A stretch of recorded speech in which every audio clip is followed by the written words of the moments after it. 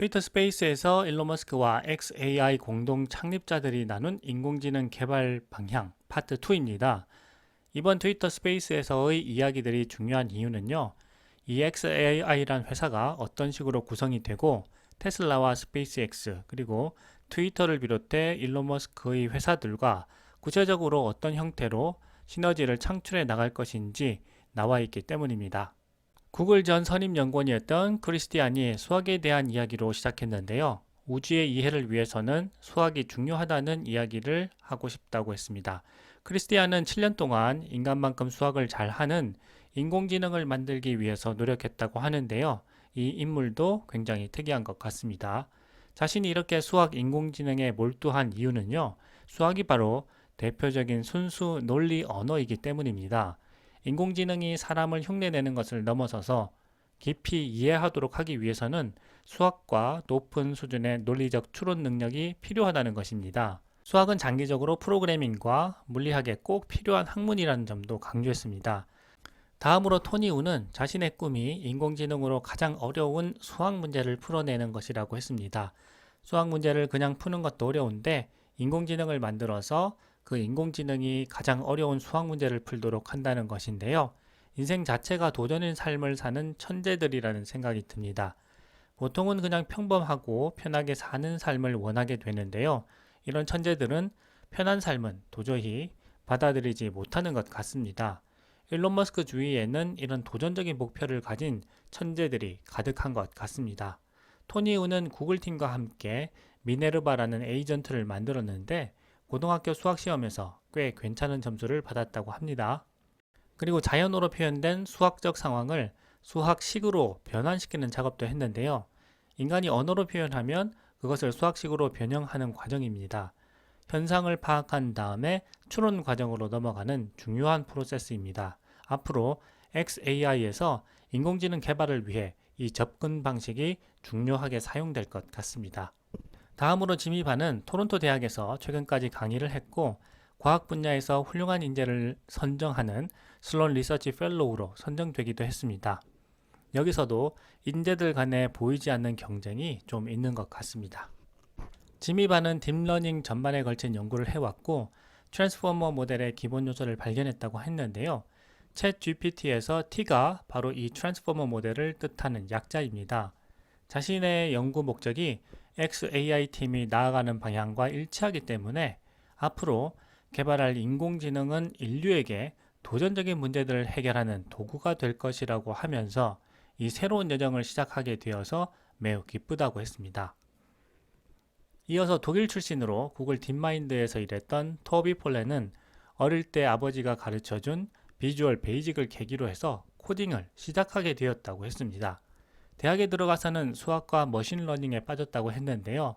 처음에는 컴퓨터 비전을 집중 연구했고 6년 전부터는 구글 딥마인드에 합류해서 인공지능 모방학습과 강화학습을 다루게 되었다고 했습니다. 사회 모든 구성원들이 인공지능 혜택을 골고루 누리게 되었으면 좋겠다고 했는데요. 그렇게 하기 위해서는 인공지능을 친숙하고 쉽게 사용할 수 있도록 만들어야 된다고 했습니다. 다음으로 카일 코식은 오픈 AI에서 엔지니어로 일하다가 xAI에 참여하게 되었습니다. 일론 머스크가 작정하고 오픈 AI 인재들을 데려올 수 있을 만큼 데려온 것 아닌가 싶기도 하는데요.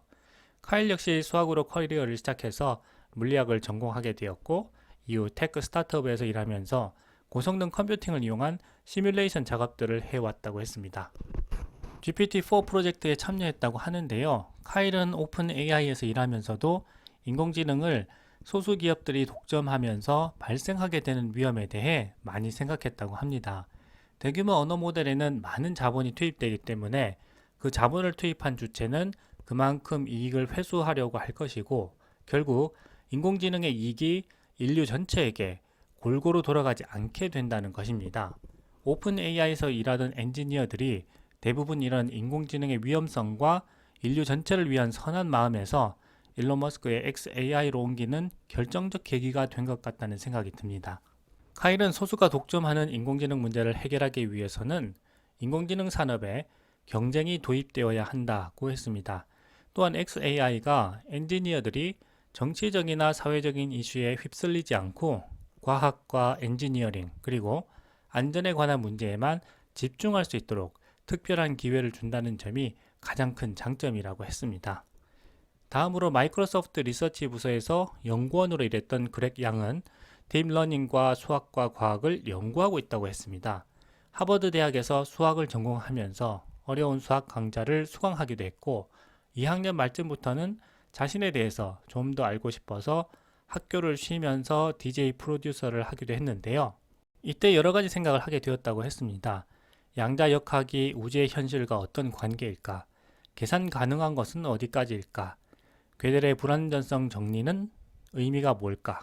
하는 물음으로 인생에서 정말 원하는 것을 찾고 싶어졌다고 했습니다. 그 결과 자신보다 더 똑똑한 범용 인공지능인 AGI를 만들어낼 수 있다면 자신이 궁금해하는 문제들을 해결할 수 있겠다는 결론에 도달하게 되었고 그래서 xAI에 합류하게 되었다라고 했습니다.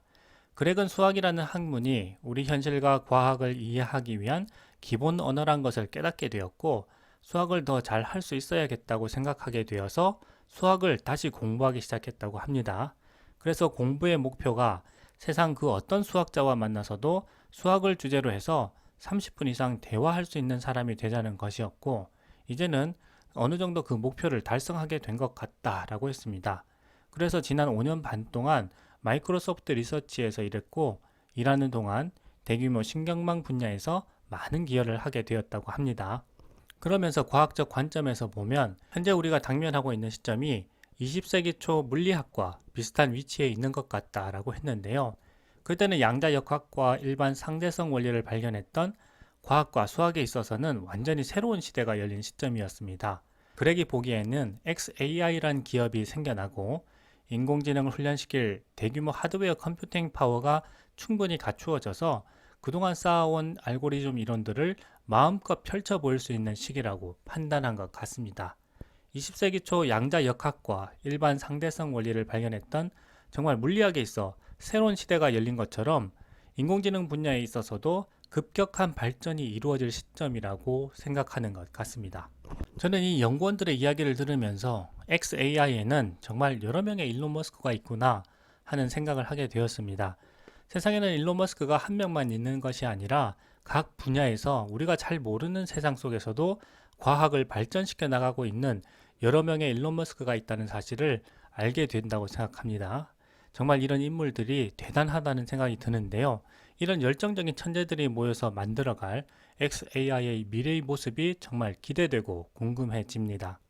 다음은 구글 딥마인드 엔지니어였던 구동장입니다. 구동은 대규모 신경망 훈련 연구가 자신의 특기라고 했는데요. xAI에 오기 전에 구글 딥마인드에서 제미나이 프로젝트의 자동화 연구를 했다고 합니다. 그러면서 인공지능이 현재 우리 세대를 정의하는 기술이라고 했는데요. 앞서 다른 엔지니어들이 말했듯 인공지능의 혜택이 소수가 아닌 인류 모두에게 골고루 돌아가야 한다고 했습니다.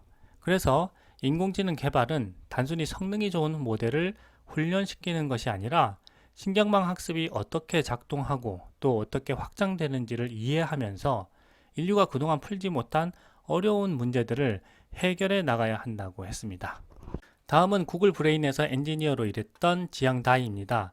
지양은 중국 테크 기업 바이두에서도 일했다고 합니다.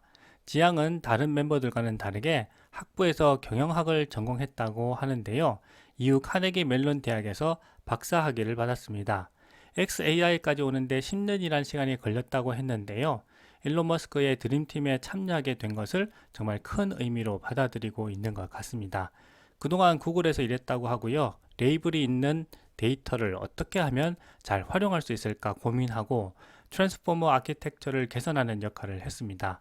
지양 역시 자신이 이해하지 못하는 수많은 것들을 인공지능을 통해 발견하고 싶다고 했습니다.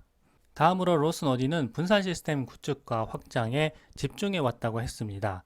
국립연구소에서 시작해서 팔란티어에서도 일했고 테슬라와 트위터를 거쳐 xAI까지 오게 되었다고 했습니다. GPU 클러스터를 확장하고 데이터 센터와 고속 네트워크 파일 시스템 및 쿨링 등 하드웨어적인 부분에서 큰 역할을 할 것으로 예상됩니다.